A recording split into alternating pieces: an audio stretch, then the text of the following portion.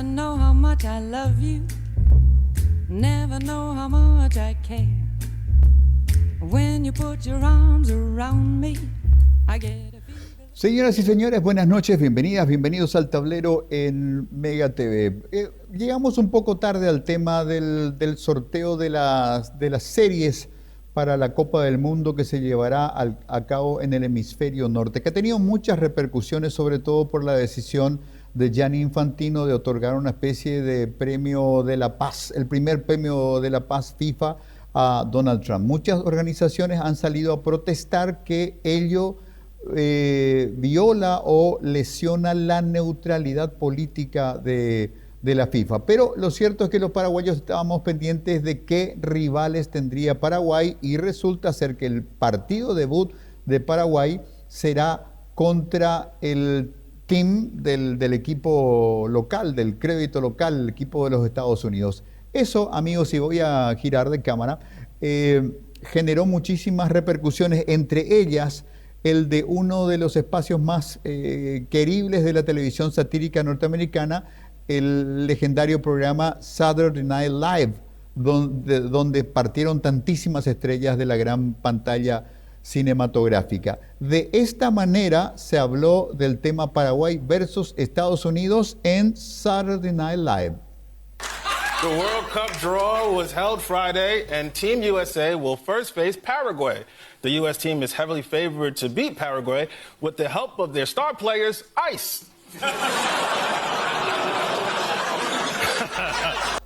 Bueno, así está. La mirada satírica, pero no lejos de la verdad, de que para el gobierno actual y sus planes, un paraguayo en la calle probablemente va a ser palpado de cuerpo y de documentos por el ICE. Así que de ahí la broma de que los jugadores de estrella de los Estados Unidos para ganarle a Paraguay son los agentes del ICE, del Servicio de Inmigración. Bueno, hoy nos toca hablar de temas que tienen que ver con la población penitenciaria, particularmente la población penitenciaria femenina. Ese asunto nos ocupa en una mirada bastante amplia, otorgada por nuestro diálogo con especialistas en el tema, a vuelta de la pausa.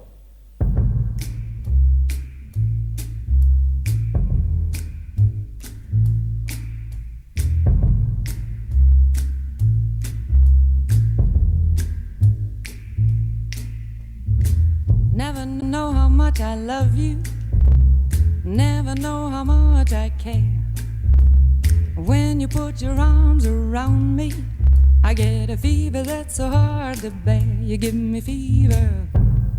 Señoras, señores, recordarán que un hito de este año 2025 fue el sorpresivo, silencioso, en sordina, muteado, diríamos, recordando ya nuestra cultura de control remoto, traslado del penal del Buen Pastor, ordenado, pacífico.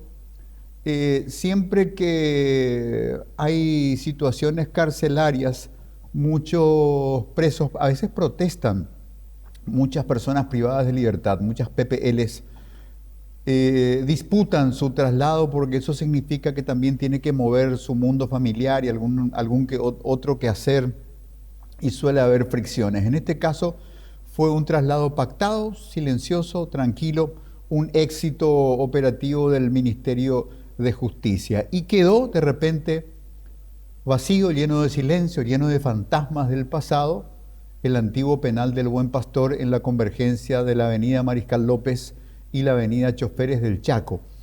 Y si nos remitimos al trazado de la Asunción de antaño, si nos vamos un siglo atrás, sin dudas, Choferes del Chaco, que no sé cómo se llamaría en aquel tiempo, y la avenida Colombia, que antaño así se llamaba la avenida Mariscal López, era un límite de la ciudad de Asunción.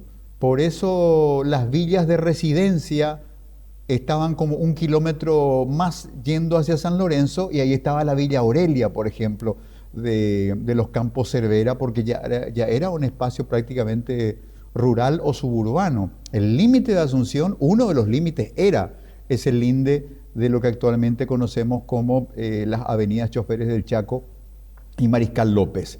Hoy día eso queda como un espacio memorial y de eso vamos a hablar con Ale Mendoza, que es una funcionaria del Ministerio de Justicia encargada del área de bienestar y reinserción social. Ale, ¿cómo estás?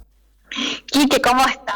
Saludos a toda tu audiencia. Solo para corregir un poco ahí, yo en realidad no soy funcionaria del ministerio, yo estoy como representante del proyecto social Corazón Libre, que es parte del movimiento peregrino y somos como parte de la sociedad civil que estamos organizando esta muestra en conjunto con el Ministerio de Justicia.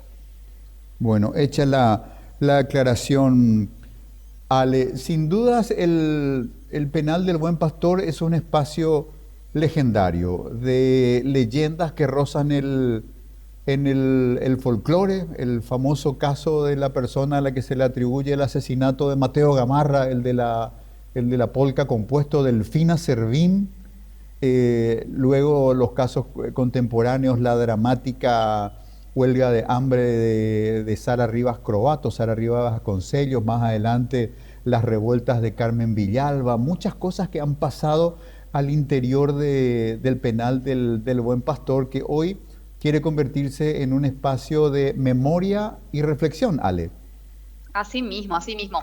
Y que como te decía, nosotros en conjunto, desde el Proyecto Social Corazón Libre, en conjunto con el Ministerio de Justicia y otros actores como el Centro de Estudios Judiciales, estamos organizando una muestra artística y cultural desde el 15 de diciembre al 21 de diciembre, en donde va a ser, para nosotros es como un cierre emotivo a ese lugar que tiene tanta historia, ¿verdad? Son 106 años de historia es un lugar en el que pasaron demasiadas cosas, ¿verdad? Y por sobre todo nosotros que somos un grupo de voluntarios que venimos asistiendo a las mujeres privadas de libertad hace 9 años, nos pareció importante darle un cierre a este espacio, este lugar que fue hogar para muchísimas de nuestras chicas, como les decimos nosotros con muchísimo cariño, un lugar en el que se vivieron un montón de cosas, historias, dolores, esperanzas, ¿verdad? Entonces, nos pareció importante abrir este lugar, este espacio a toda la ciudadanía y hacer, como decías, ese memorial, ¿verdad? Hace que toda la ciudadanía pueda a través del arte y de la cultura conocer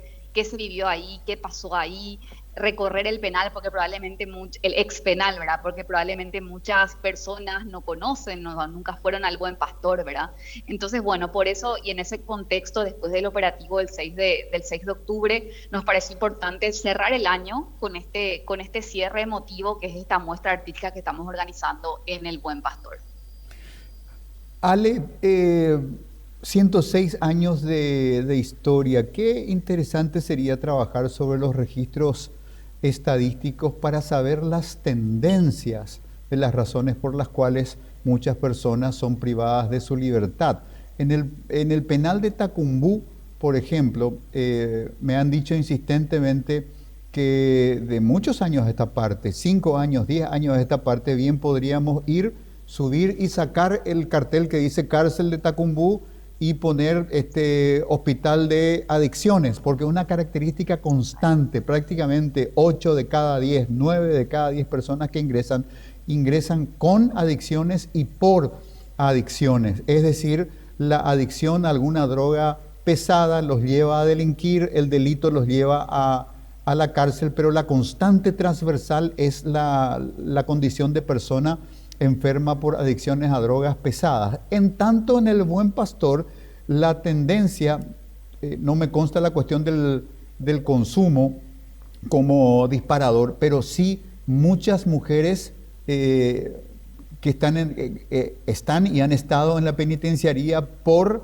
ejercer alguna forma de tráfico, a gran escala, a pequeña escala, pero la razón es la droga, digamos, el núcleo criminógeno que empuja a mucha gente a la cárcel es la droga. Así que esa es una curiosidad que tengo para saber si desde el año 2000 para atrás y el año 2000 para adelante, cuáles eran las razones que llevaban a las mujeres a quedar encarceladas. Eran aquellos que se llamaban crímenes de pasión u otras razones u otras formas delictuales, pero del 2000 para adelante parece que la droga es el gran núcleo criminógeno, Ale. Totalmente, Quique. De hecho, bueno, no tengo las estadísticas, ¿verdad? Pero categóricamente la gran mayoría, el mayor porcentaje de mujeres que hoy están privadas de libertad justamente vienen de ese contexto del microtráfico, ¿verdad? Es como lo que las lleva de esos contextos vulnerables, también como cooptados por el crimen organizado, las lleva a pues son inclusive familias, son barrios, son familias, ¿verdad? Que bueno, que se terminan privadas de libertad, ¿verdad? Entonces, también es como nosotros también desde el proyecto hablamos mucho, ¿verdad? De qué importante es que como sociedad nosotros también tengamos como esa empatía de poder analizar y ver, espera un poco, de qué contexto están viniendo estas mujeres privadas de libertad, cuáles son sus historias, cuáles son esos contextos de vulnerabilidad, porque la gran mayoría vienen de contextos de extrema pobreza, ¿verdad? Entonces, por eso es que también nosotros queremos hacer mucho foco en brindar como esas asistencias y esas herramientas para que una vez que ellas estén en libertad no vuelvan a delinquir, ¿verdad? Eso es como que es clave, ¿verdad? Es clave, y hablamos de seguridad ciudadana, porque en la medida en la que nosotros trabajamos y apostamos por la reinserción social y por las oportunidades, nosotros estamos trabajando en la seguridad del país, ¿verdad? Entonces, a veces como sociedad todavía nos cuesta dimensionar que en la medida en la que damos oportunidades, abrimos las puertas a las personas que están en el contexto de encierro o una vez que salen, estamos trabajando para ese Paraguay más seguro que queremos todos, ¿verdad? Entonces, es por eso tan importante ese trabajo como de concientización y de trabajo desde la sociedad civil, para que de a poco podamos todos tener esa empatía y ese conocimiento, ese entendimiento de cuán importante es esta temática. Ale, y otra de las cuestiones que merecen una reflexión colectiva es esta situación bien particular. Primero quiero hacer una pequeña acotación antes que mi mala memoria me juegue una mala pasada a propósito de mujeres de muy escasos recursos económicos. Se da una especie de paradoja extrapolada, Ale, donde, por ejemplo, las ficciones de Netflix nos muestran a los capos narcos como personas que manejan cantidades pornográficas de dinero, fortunas que se calculan en centenares de miles de millones de dólares, y casas en residencias lujosas y bienes materiales excesivos. Sin embargo, la crónica policial y judicial de Paraguay nos muestra a muchos traficantes pobres viviendo en barriadas pobres, en condiciones pobres, y a veces cuando el microtráfico se maneja como una empresa familiar y, digamos, cae un día la policía y hace una requisa, ese espacio familiar queda profundamente impactado, con toda seguridad, con la detención de la mujer. Y nos muestra la crónica policial una mesita donde hay 8 o 10 moñitos y una cantidad de dinero que no alcanza los 300.000 guaraníes, y en nombre de eso una mujer va a parar a la cárcel. Y si esa mujer, y aquí quiero asociar con el otro tema, y si esa mujer tiene un hijo muy chiquitito, el hijo chiquito también va, comillas, preso con la madre. Una cuestión que no sé si se extiende por el mapa carcelario latinoamericano o otras jurisprudencias en el mundo que determinan con un menor cuando su madre tiene que pagar una pena carcelaria. Los hijos de las reclusas, una fotografía común de la historia del Buen Pastor, Ale. Asimismo, Quique, como decía, son familias enteras que también están como donde está permeado totalmente, obviamente, el microtráfico y el crimen organizado, ¿verdad? Y obviamente al ingresar toda la familia al sistema, bueno, van los adolescentes inclusive a centros penitenciarios, van las madres a los penales de mujeres, los varones a los penales de hombres, ¿verdad? Y bueno, realmente es una realidad muy, muy triste, muy dura, en donde categóricamente es necesario seguir fortaleciendo y seguir trabajando en temas de prevención, ¿verdad? Pero bueno, también vos sabés, Quique, que bueno, que hay mujeres que están con sus hijos, ¿verdad? En los diferentes centros penitenciarios del país. Bueno, en este caso estaban en el Buen Pastor y bueno, fueron trasladadas todas las mujeres que estaban con sus hijos de hasta 4 años, fueron trasladadas al penal de Serafina Dávalos de Oviedo. Y bueno, a nosotros también desde el proyecto voluntario de Corazón Libre obviamente le seguimos acompañando. Ahora sí ya con menor frecuencia porque nos queda un poco más lejos, ¿verdad? Pero una vez al mes nos vamos también a acompañar siempre a las madres con los hijos, ¿verdad? Porque obviamente las madres otra vez, como decimos, son como doblemente vulnerables porque están, además de ser madres, están con sus hijos, ¿verdad? En un contexto de encierro obviamente bastante complejo, bastante difícil, ¿verdad? Y con más razón necesitan mucha asistencia de parte de toda la sociedad civil. Ale, vos sabés que trato de traer a mi memoria mujeres violentas y solo me viene a la cabeza, me vienen dos. Hay una más reciente que no la tengo muy bien registrada, tengo como un jirón de video de una mujer aparentemente que era la rival de alias Macho en Canindeyú y que se la había detenido y tenía unas curiosas zapatillas cuadradas, hasta ahí recuerdo, pero no tengo más historias de ella. Y ahí había una mujer, quiero decir había porque simplemente le perdí el rastro, Rosa González. Esa era una pistolera hecha y derecha, una mujer que pensaba criminalmente y obraba criminalmente y pagaba el precio calavera nochilla. Dicho lo cual, quiero decir que la mujer de la zapatilla cuadrada y Rosa González son como excepciones en un mundo de criminalidad femenina donde pareciera que hay mejores presupuestos para hablar de eso que parece poesía y genera un poco de desconfianza y fastidio. Es decir, la reinserción del recluso, sí, tócame el violín que no hay preso que se reinserta. Parece que con las mujeres es más factible la idea de la reinserción, o no sé si es pura imaginación mía nomás, Ale. No sé si es más factible o no, porque en realidad también hay hombres y mujeres, o sea, y muchos hombres y muchas mujeres, y también adolescentes que quieren rehacer sus vidas, ¿verdad? O sea, no diría más, o sea, las mujeres son más que los hombres, ¿verdad? No, o sea, yo diría en igual proporción inclusive, ¿verdad? Pero que claro que hay muchas personas que hoy están privadas de libertad que quieren salir adelante, ¿verdad? Nosotros estamos convencidos y tenemos tenemos la convicción de que, y por eso trabajamos hace 9 años en esto, de que vale la pena trabajar por las oportunidades, vale la pena, por más que de alguna manera, como si sea un poco cliché o un poco romántico, o capaz la gente esté muy cansada, porque obviamente por la delincuencia en general que se vive, ¿verdad?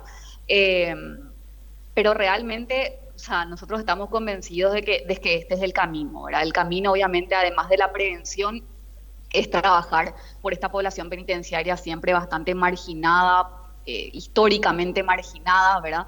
Y que en la medida en la que nosotros las seguimos dejando al margen y seguimos dejando de lado, no vamos a ver cambios, ¿verdad? No vamos a ver cambios en nuestro país, ¿verdad? Entonces, por eso es clave que trabajemos por la reinserción social, ¿verdad? Y no sé, como te digo, que hace 9 años que estamos en esto, conocimos demasiadas historias, de hecho, con millones de mujeres seguimos en contacto que ya están afuera, ¿verdad? Con quienes tenemos un vínculo muy lindo, y bueno, y vemos también lo difícil que es reinsertarse después a la sociedad, porque obviamente la sociedad las recibe y las recibe con mucho juzgamiento, ¿verdad? O sea, las recibe con mucho temor, con mucho miedo, desde los barrios, desde así se van a una empresa y si les piden trabajo, ¿verdad? Entonces, por eso es que hacemos tanto foco y estos espacios en donde podamos conversar sobre esto es tan importante para que de a poco todos como ciudadanos podamos ir cambiando la mirada, ¿verdad? Ir cambiando la mirada, y si viene una persona que estuvo privada de libertad y me pide una oportunidad, que la pueda dar, ¿verdad? O sea, porque categóricamente todos eventualmente nos equivocamos, todos somos humanos y bueno, y cometemos errores. Ellos o sea, cometieron un error y ya lo pagaron, ¿verdad? Entonces, ¿cómo como sociedad de alguna manera imponerle una doble condena es mucha carga, ¿verdad? O sea, ya estuvieron muchos años privados de libertad y quieren rehacer sus vidas, entonces es vital que les abramos las puertas a nuevas oportunidades. Ale, hay conversatorios la semana próxima. Sí, así mismo. Además de la muestra artística, que bueno, que vamos a tener artistas de primer nivel, donde vamos a exponer fotografías, esculturas, van a inclusive estar también textos elaborados por las chicas. las mujeres privadas de libertad, vamos a tener también conversatorios los días miércoles y jueves, miércoles 17 y jueves 18, ambos a las 18 horas, de 18 a 19:30, en donde vamos a tener historiadores, vamos a tener también a la superiora de la Congregación de las Hermanas del Buen Pastor, vamos a hablar un poco de la historia de ese lugar, la historia del sistema penitenciario femenino. También vamos a tener a juezas de ejecución, a exdirectoras del centro penitenciario, vamos a hablar un poco sobre ese contexto de reclusión del Buen Pastor propiamente dicho. Vamos a tener también a expertas en temas de género y privación de libertad, para hablar un poco, bueno, o sea, cómo es realmente la privación de libertad de la mujer, que es totalmente diferente otra vez a la del hombre, ¿verdad? Y bueno, o sea, son diferentes conversatorios, son 4 conversatorios en total. También vamos a tener como consultores que vienen de Costa Rica, en donde vamos a hablar un poco sobre un observatorio de derechos humanos de la población privada de libertad. Y bueno, vamos a tener esos 2 días, 17 y 18 de diciembre, de 18 a 19:30, conversatorios súper interesantes con expertos de cada temática, en donde vamos a poder profundizar sobre todos estos temas. Ale, muchísimas gracias, muy amable. Gracias a vos, Quique. La abogada Alejandra Mendoza, coordinadora de este proyecto social Corazón Libre, propiciado por el movimiento peregrino. Tenemos mucho para pensar, amigos, sobre todo tratar de reconfigurar el chip, porque en el folclore paraguayo presondaja hay gente. Entonces, cuando se discuten mejoras de la calidad de vida de los reclusos, la gente, en el fondo de nuestra cabeza, para nosotros, justicia es venganza. Somos una sociedad muy primitiva. Entonces, si hay que mejorar las condiciones de hábitat de los presos, decir, no, pero el preso se va a ir para sufrir. Mientras peor pasa, más se cumple el objetivo de la ley. Entonces tenemos que reelaborarnos, amigos, discutir amplia, porosa, apasionadamente el tema, pero tratar de sacar a luz una mejor agenda en esta materia.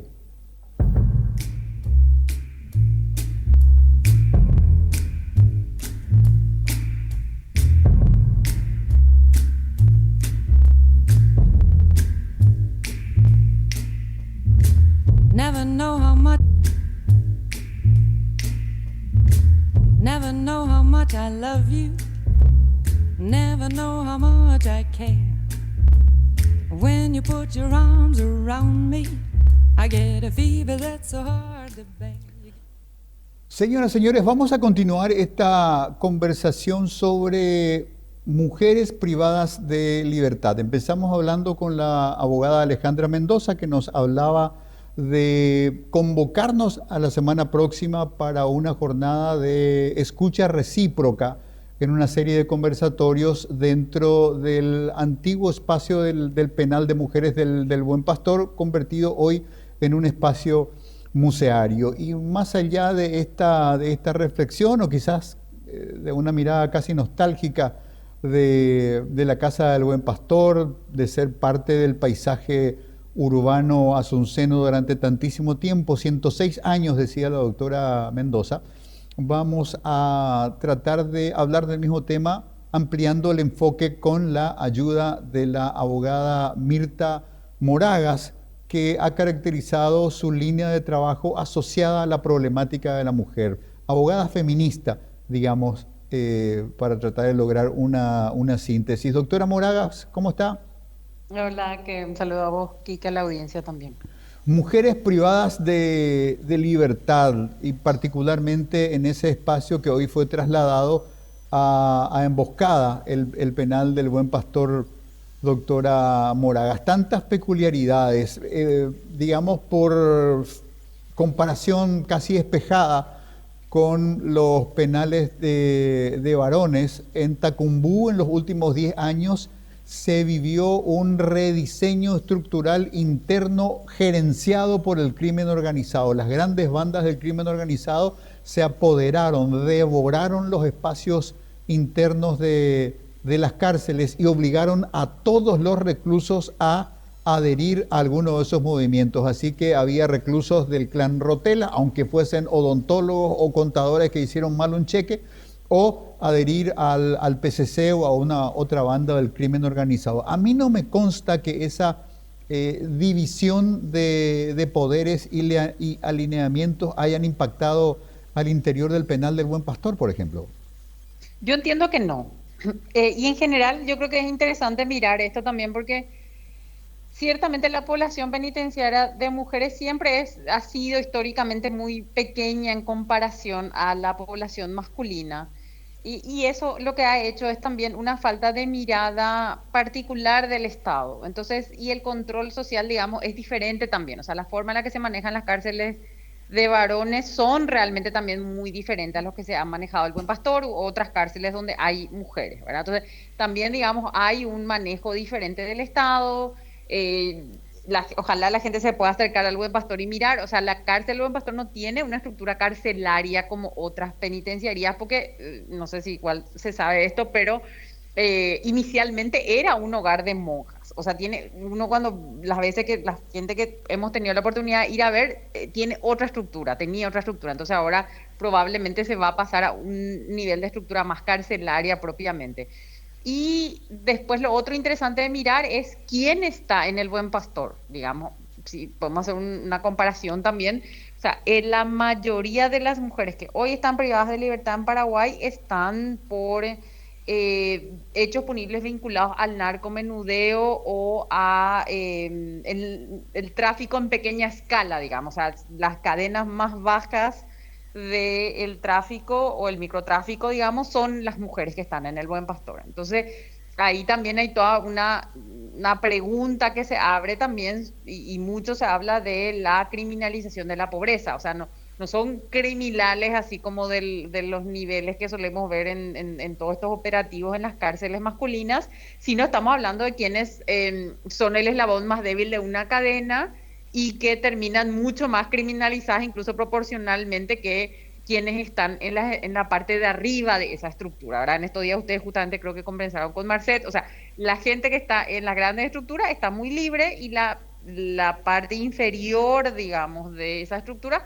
está en el Buen Pastor, digamos, y son mujeres mayoritariamente, eso es estadístico, digamos. Entonces, también hay que empezar a mirar también quién está ahí, por qué está ahí y qué no está haciendo el Estado o está haciendo de forma diferenciada para que solo haya una muy alta concentración en los eslabones más débiles y todas sabemos y vemos cómo la parte de arriba del narcotráfico en Paraguay está o libre o manejando las cárceles. Doctora Moragas, hay tanto que observar en esta materia. Bien, usted decía que habiendo sido una casa conventual, el penal de mujeres del Buen Pastor no tenía la tradicional arquitectura panóptica, la del control, la del ojo que puede controlar las 24 horas un recinto carcelario, y esto, digamos, obligó a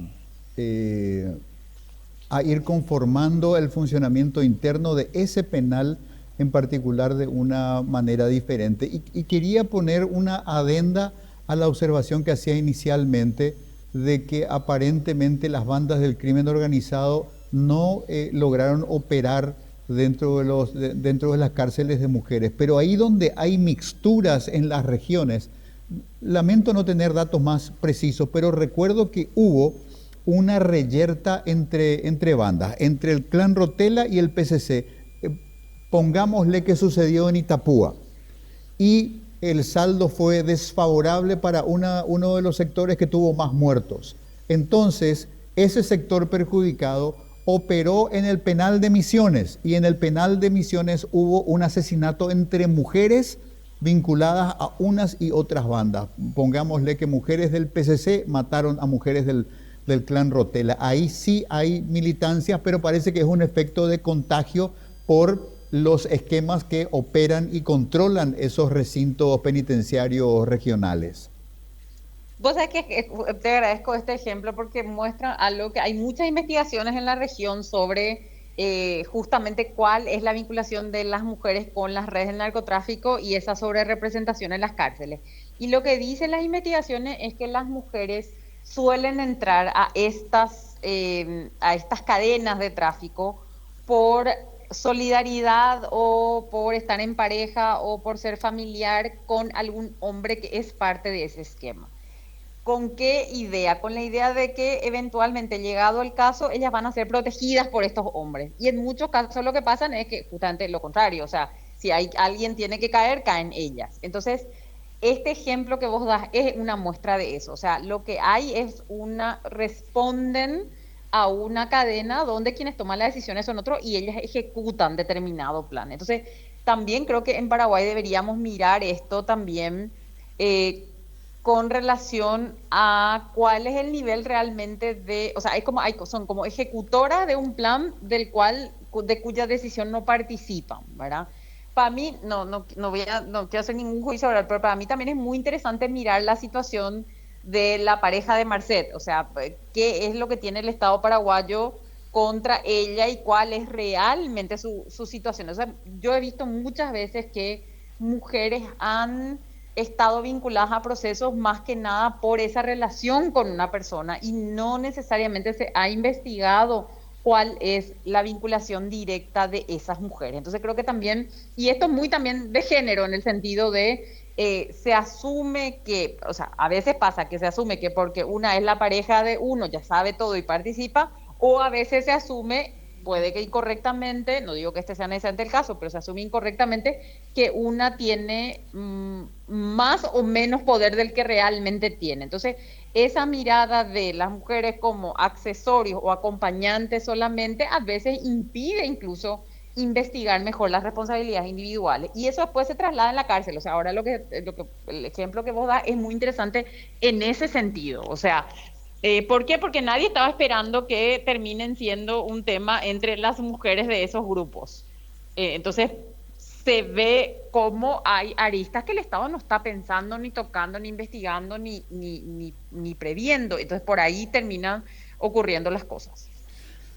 Doctora Moraga, recuerdo un caso en particular en el cual un hombre va a parar a la cárcel porque él dice, yo no sabía, a mí me dijeron que maneje nomás, tenemos que hacer algo y algo era secuestrar a una persona y el secuestro salió mal, lo mataron al secuestrado y los dos perpetradores del intento de secuestro / asesinato y el chofer que decía que no sabía a qué se fue a choferear, terminaron en Tacumbú. Este último hombre, que no tenía, digamos, un pasado criminal, con el tiempo sí pone su inteligencia a favor de la supervivencia y comienza a vender cosas dentro del penal, lo que puede, hielo, cerveza, empanada, conexión de televisión, cable, muebles, heredera, hasta que termina imaginablemente en el más rentable de los negocios, que es el narcotráfico dentro de la cárcel.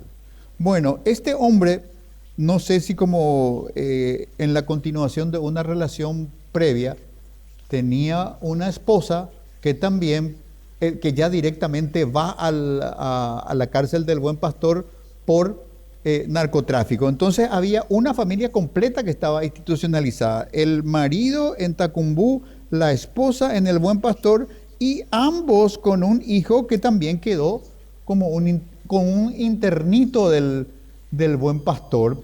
Así que esa también es un poco una paradoja de este tiempo, donde el rubro criminal por excelencia siempre está vinculado con narcotráfico y termina impactando en estructuras familiares completas, incluyendo hijos que nada tienen que ver en los quehaceres de sus padres. Y sí, esa es la situación y yo creo que justamente el Estado tiene que tener una mirada más integral de estas situaciones, ¿verdad? Porque también cuando alguna gente va a privada de libertad, ¿qué pasa con la familia que queda afuera? O sea, ahora hay como solamente se piensa en las personas que están privadas de libertad, ni siquiera hablemos de que hay política educativa o de reinserción, sino al contrario, un poco este ejemplo que acabas de dar, es como cómo uno se profesionaliza en el delito, ¿verdad? Pero ahí también es como el resto de la familia no termina arrastrada por esa situación. Y esas son políticas de prevención pero ni iniciamos la conversación, porque también la mirada sobre la cárcel es, bueno, ese es el lugar donde ponemos gente indeseable y que desaparezcan nomás. No hay la supuesta cuestión de la reinserción social, que es lo que establece la Constitución sobre la privación de libertad, realmente no, en Paraguay no se cumple, no se intenta, sino simplemente agrandar las cárceles para poner a todas las personas indeseadas aparte, pero sin ninguna intención de reinserción. Entonces, obviamente termina siendo lo que siempre se dice, como la universidad del delito, y bueno, y eso no va a mejorar, digamos, si el Estado no tiene otro tipo de políticas. Doctora Moragas, hablando con mi anterior interlocutora, ella trabaja en un proyecto que tiene el afán de la reinserción de mujeres tras su paso por el sistema carcelario. Sigue siendo poesía, es un poco un pensar ya obsoleto en blanco y negro, donde en la cárcel está lo malo y en la sociedad está lo bueno, cuando hoy la realidad es que una mujer, no quiero ser prejuicioso con esto porque finalmente puede haber gente dedicada al narcomenudeo en los más espléndidos departamentos de la Nueva City, ahí en los alrededores de Aviadores del Chaco, pero yendo un poco a la crónica policial, una mujer que vive en Los Bañados, en el barrio Santa Ana, va a dar con sus huesos a la cárcel porque su casa era una boca de fumo, una boca de narcomenudeo. Va a la cárcel, se queda un tiempo, después sale. ¿A dónde vuelve? Vuelve al viejo barrio, vuelve a su vieja casa, donde si dice, bueno, no tengo ninguna competencia, quizás pueda ser empleada de servicio doméstico y ganar un 100.000 y por ir a limpiar una casa. No sé, a esos claro, 100.000 llega mucho más fácilmente vendiendo 3 o 4 moños de crack en su casa. Finalmente, el que le da una salida laboral es el crimen organizado otra vez. Así que hablar de reinserción si no hay estructuras de aterrizaje para estas personas es hipocresía política. claro, o sea, ¿a dónde vuelven? A veces vuelven de donde salieron, y muchísimas veces eso no es un proyecto de vida organizado, un trabajo formal, estable, que tenga derechos laborales. O sea, muchísimas, si miramos las historias de vida, también es como, o sea, yo creo que a veces estos proyectos tienen muy buena intención, pero si son demasiado aislados y no miran realmente de dónde viene la persona, o sea, a dónde va a volver esa persona. O sea, tampoco, o sea, a veces la expectativa es sobredimensionada con relación a las posibilidades reales de las personas, sobre todo en un contexto donde son literal abandonadas a su suerte. O sea, ya muchas de estas personas, si hacemos un estudio socioambiental, digamos, ya estaban abandonadas a su suerte. Lo que hacen es cambiar de lugar, probablemente en la privación de libertad. Entonces, creo que es importante poder hacer ese reconocimiento de situación, esa mirada también más integral de, bueno, de dónde salió esa persona y a dónde va a volver. Y con eso ver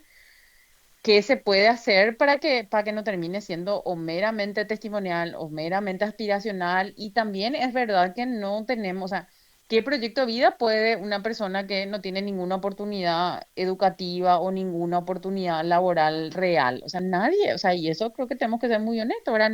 Nadie quiere emplear a una persona que estuvo privada de libertad, esa, independientemente de la razón. Y yo creo que lo más grave en esta situación es que si miramos la impunidad del sistema de justicia, pero al mismo tiempo como muchísimas personas terminan alcanzadas por el sistema de forma injusta, o sea, yo creo que nadie realmente está exento de terminar en un proceso penal. O sea, esa creo que es la verdad de la justicia en Paraguay. Entonces, si miras eso y al mismo tiempo miras quiénes están privados de libertad, es como muy complicada la ecuación si realmente ninguna de las patas se resuelve realmente.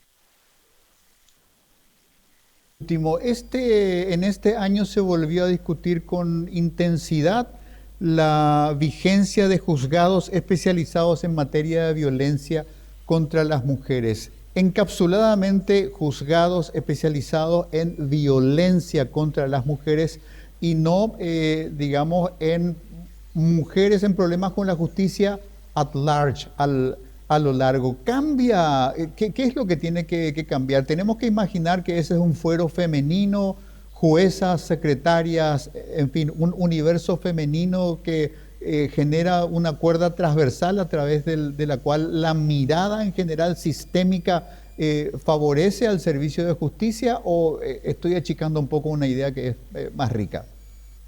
En realidad, mira, nosotros probablemente, o sea, en el consultorio jurídico feminista, nosotras tenemos una posición un poco contraintuitiva tal vez a eso. O sea, nosotras siempre hemos sido claras en que no es necesario un juzgado especializado en violencia. ¿Y qué nos dio, qué pasó? Y el tiempo nos dio la razón, y esto parece que no tiene nada que ver, pero tiene todo que ver. Los juzgados de paz en la capital, o sea, los dos lugares donde hay más casos de violencia son Central y Capital, en ese orden. ¿Qué pasaba? Los jueces de capital estaban todos trabajando para la mafia y los pagarés había sido. Entonces, obvio que no le van a atender a la víctima de violencia porque ese problema no le da ni un guaraní frente a los 30, 50, 100 millones mensuales que hacían.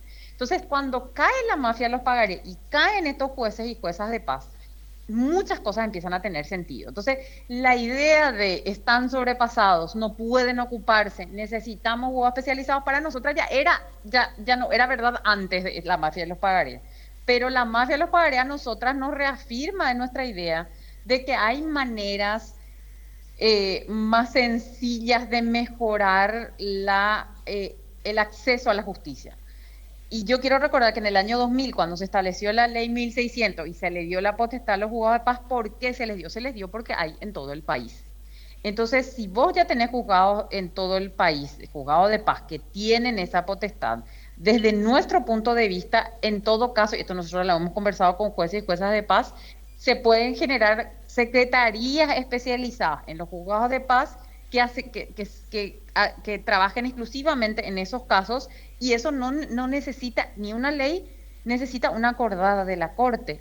El problema es que primero los juzgados de paz estaban trabajando en la capital para las mafias y los pagarés, y esto además no es nuevo. Con quien vos hables del mundo del crédito te puede contar de que esta mafia ni es nueva, ni es reciente, ni son solamente estos jueces, ¿verdad? Y en segundo lugar, un poco copiar nomás las experiencias extranjeras, muchas veces, o sea, porque juzgados especializados en violencia hay en varios países, y no todos necesariamente han mostrado ser la solución al problema de acceso a la justicia. Y desde nuestro punto de vista, en la experiencia que tenemos en el consultorio, hay formas menos burocráticas de hacer esto, por un lado, y por otro lado, miramos la experiencia de los juzgados de niñez que se establecieron en el año 2000. 25 años después, todavía no hay juzgado de niñez en todo el país.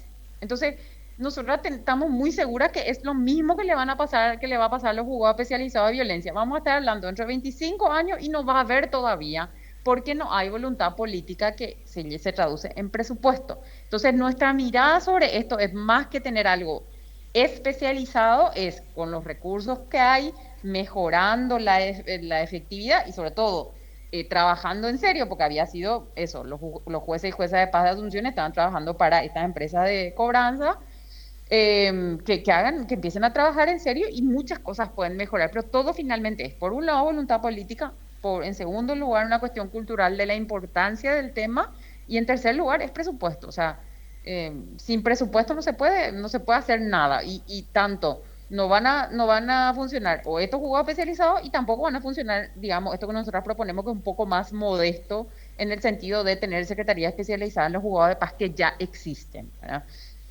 Pero bueno, es una cuestión finalmente de cuáles son las prioridades, ¿verdad? Por un lado, lo que hemos visto en la mafia de los pagarés o los jueces de paz, y por otro lado, en general del Estado. En el Parlamento lo que pasó, desde mi punto de vista con este proyecto de ley, es que hubo una tergiversación de la idea, y lo que salió fue bastante peor de lo que ya se presentó, que nosotras siempre dijimos que este no era el momento de tener esa discusión, ¿verdad? Nadie nos escuchó, bueno, este es el resultado, ¿verdad? Terminamos con un proyecto vetado, que el proyecto salió bastante mal. O sea, el Parlamento Nacional y sobre todo la Cámara de Senadores, creo últimamente, bueno, diputados también, tienen como una habilidad para cualquier iniciativa positiva darle la vuelta y que termine siendo siempre algo para peor, ¿verdad? Lo vimos con estos juzgados, lo vimos un poco con la ley de datos, protección de datos personales, que termina teniendo como algo que impide el acceso probablemente a información pública sobre funcionariado público. O sea, hay muchas cosas que en este momento el Parlamento realmente no es un aliado para presentar modificaciones que sean en pos del avance de los derechos. Doctora Mirta Moraga, muchísimas gracias, muy amable. Gracias a usted, un saludo. Amigos y amigas, hacemos una pausa.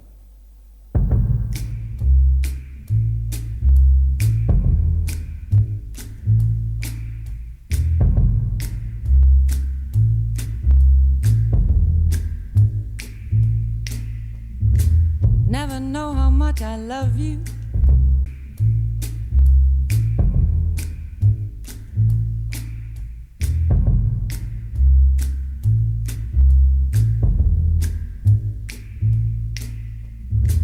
Never know how Amigos y amigas, muchas gracias por habernos acompañado en esta edición del tablero. Recuerden que nosotros tenemos una cronología que va de marzo en marzo, así que el año 5 del tablero eventualmente comenzará a correr a partir de los primeros días de marzo de 2026. Sin embargo, siempre diciembre tiene una especie de corte tradicional de cosas hechas y esperemos que el tablero 2025 haya estado a la altura de las expectativas de todos, de todas. Buenas noches, muchas gracias.